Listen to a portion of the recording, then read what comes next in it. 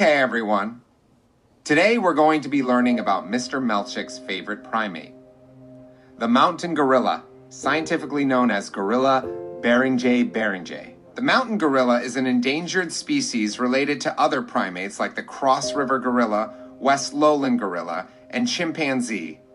So where does the mountain gorilla live? Here, and here. Mountain gorillas live in high-altitude, bamboo forested mountains.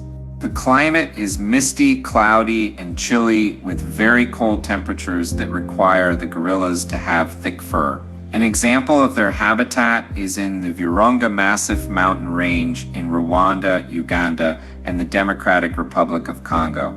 It's very rainy with the average precipitation amount being 2,000 millimeters per year. Rainy seasons are from March to May and September to November, and dry seasons are from June to August and December to February. How do they maintain homeostasis? Mountain gorillas are endothermic like humans. They drink water to cool themselves when it's hot and maintain homeostasis. Wait, but Mr. Melcic, it's never hot on a tall mountain. What do they do when it's cold? Great question. When it's cold, they rest and huddle for heat. What do they eat? Mountain gorillas are omnivores, meaning they eat both meat and veggies. They are secondary consumers, third on the trophic scale. What does that mean? I don't know. They primarily consume plants, which make up 85% of their diet. Things like fruits, leaves, shoots, stems, and other green stuff you find in nature. They also consume tiny organisms like ants, snails, and larvae. They use their senses to pick particular vegetation to eat and use their lips and hands to obtain the right portion so they don't become too big. They utilize their big muscles to obtain food such as the pith of a banana tree. Their strength allows them to just rip it out of the pseudostem in the tree. Adaptations. Their structural adaptations include their thick fur that insulates them from the cold temperatures on the mountains. They also have strong hands to grip rocks. This makes commuting the Rocky Mountains much easier for them. Some physiological adaptations are their acute sense of smell and sound, which help them detect predators and locate food. Their main behavioral adaptation is their complex system of vocalizations and body language used to communicate amongst themselves. They grunt, grumble, and even burp to do this. This allows them to coordinate their movements, express emotions, and maintain social bonds. Mating. Females initiate the mating behavior. They have one baby every 6 to 8 years with an 8.5-month gestation period. Gestation meaning the amount of time the baby is in the mommy. This, believe it or not, is pretty slow relative to other organisms. Males that possess 3 to 4 females can father up to 10 offspring.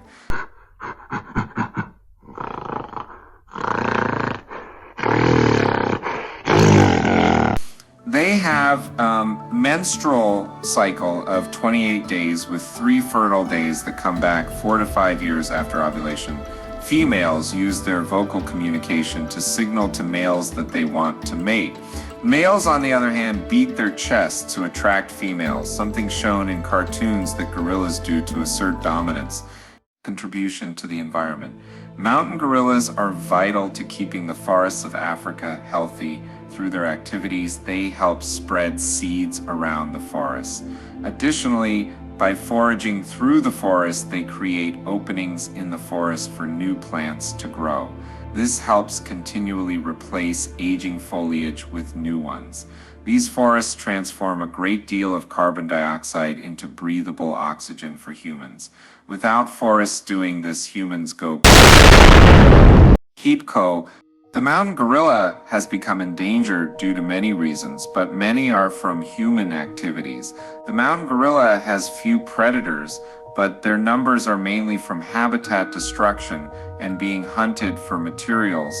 As the human population grows and more resources are needed, humans have expanded land into the habitats of mountain gorillas, destroying forests, establishing mining factories, and forcing humans and animals to share scarce resources. Preservation. Fortunately, after decades of work from the International Gorilla Conservation Program and others, the mountain gorilla population has been steadily increasing and has been moved from critically endangered to endangered. Efforts in reforestation and banning poaching and illegal trade of gorilla products have been successful in saving both the species and its ecosystem in their original and new habitats. Female gorillas can only reproduce after 10 years of age and spend several years raising a single infant. These reproductive rates make this species extremely vulnerable to even the slightest threats affecting their population. Although amazing efforts have been made to save the mountain gorillas, the future of the species is still very uncertain. Unfortunately, the root causes of the species' initial decline, like human encroachment, have not been fully resolved, and with new incoming threats, like global warming, much more work is required to fully protect mountain gorillas. The extinction of mountain gorillas would negatively affect the ecosystem, as they are important for spreading the seeds of the plants they eat and help sunlight hit the forest floor through making gaps in the forest on the move. Without the mountain gorillas, various plant species would also see a decline in their population. This is all really sad because mountain gorillas at one point were abundant before human encroachment caused their population to decline. As the oppressors, we have an obligation to try to help them as much as we can.